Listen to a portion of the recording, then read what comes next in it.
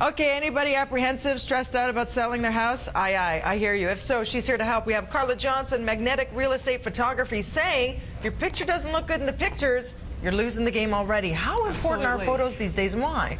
I think photos are the front line of advertising. They are the absolute front line. If your photos are good, they're going to pull people in, they're going to pull business in, and if the photos are bad, they're just going to send business away. And this is because many people are doing their pre-shopping online. Absolutely. Absolutely. Okay. They're going online and they're basically buying online before they even see it in person. Makes sense. Let's take a look at some do's and don'ts. Here's the first. Did we already show the cover of the magazine? Sorry. I was too distracted with you. So here's the cover. If you're looking for the tips and tricks, that's what you're looking for. That's gorgeous. And you were talking a bit about this house to me, that until it was shot properly, there wasn't as much interest because it was one of those.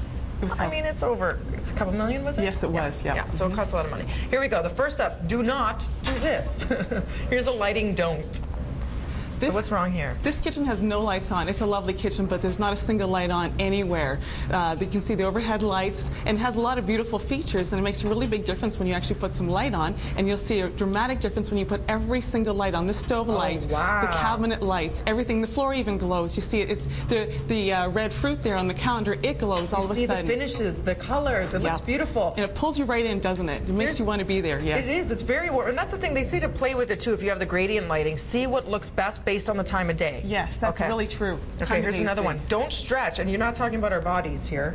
You're talking about the pictures. The photo. This photo was taken in portrait orientation. Portrait orientation means it's taller than it is wider. But what this person did was they took this portrait shot and stretched it to fit a wider spot. So it's what I call a waste of cyberspace. This is a useless photo. You have no idea. That's the original photo right there.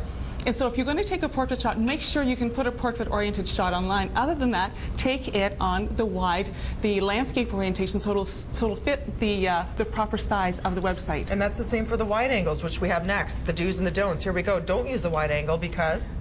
well, the wide angle has a really good, important purpose. In this case, this had to do with the angle of the exterior of the home. You see the exterior of this home, it has the top of the garage is cut off, and actually all you can see is this white garage door, and it's really unappealing. I think a lot of people really want to see the front door when they walk into a property. So go to the side and show that front door entrance, and suddenly you feel yourself being pulled into this house. And this house is interesting because this family has two boys, and they often walk across the lawn. You can see a little trail of their feet leading up to the front door, and it actually pulls you to the front door, and it pulls you into the home. When you're looking at it visually, you are pulled into this home automatically. So much more enticing to show off all the greenery there. Let's take a look at neatness. This is the do's and the don'ts, guys, when shooting your home for real estate.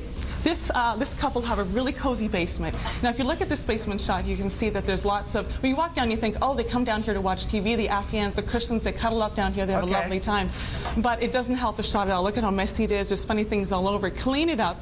Get those funny pillows out of there. Get rid of the Afghans and the blankets. I even put a little candle on it. Put all the lights on. Put the overhead lights on. I put that little candle on because it just brings lighted interest to the shot, and it makes your eye pull into it. It just pulls you into the shot so much more, especially in a dark basement like that. Less is more. The same is true. I want to get to this before and after with clutter, because that's a tough one for a lot of people. It's stressful to try and think about cleaning it all up. This is one of my favorite shots. This is an artist studio, and this family was getting ready to leave the country for a little while, and they wanted to rent out their home, and he did not want to clean up his studio, so I went in and took a shot of it in the way that it was, and he changed his mind when he took a look at the shot and said, hey, this is not acceptable, no one's going to rent this place, and there you go. That they'll rent, that they can see themselves in. For more information, magneticphotography.com. Carla, wonderful advice, thank you so much. For more information, just check that out. Good luck, guys. Over to Kev in the newsroom. Makes sense.